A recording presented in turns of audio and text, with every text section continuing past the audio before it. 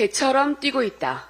쿠팡 배송 전문 자회사에서 일하다 지난달 과로로 숨진 40대 택배 노동자가 업무 지시에 답했던 문자 메시지가 어제 공개됐습니다.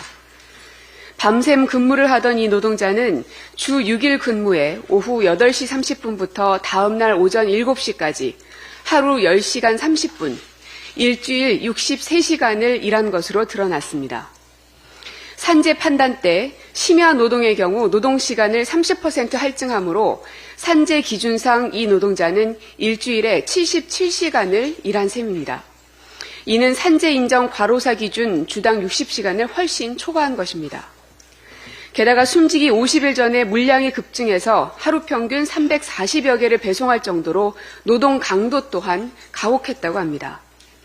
이 노동자는 특수고용직 배송기사로 배송 건당 수수료를 받고 배송하는 간접고용 노동자입니다.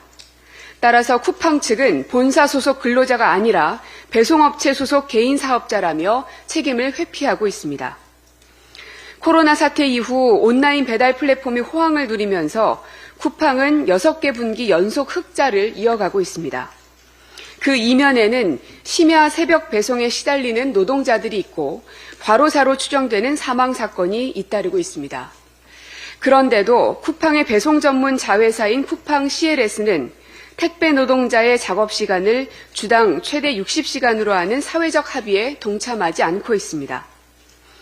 숨진 노동자의 아버지는 개같이 일하고 있다던 아들을 생각하면 가슴이 찢어진다며 인간을 인간답게 여기지 않는 기업의 횡포가 제 아들을 죽음으로 내몰았다고 호소했습니다.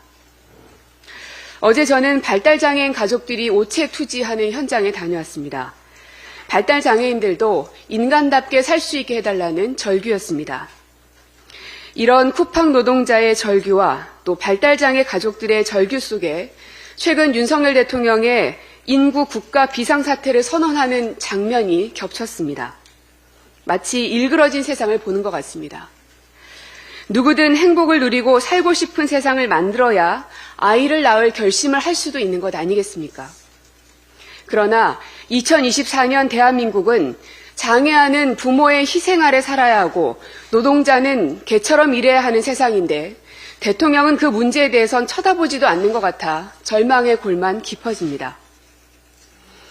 이번 쿠팡 사태와 관련해서 정부는 수수방관만 할 것이 아니라 쿠팡의 작업 공정 속에 법 위반 사항은 없는지 국토부 표준계약서에 따른 주당 작업 일수와 작업 시간을 업체가 제대로 이행했는지 즉각적인 관리 감독에 나서야 할 것입니다.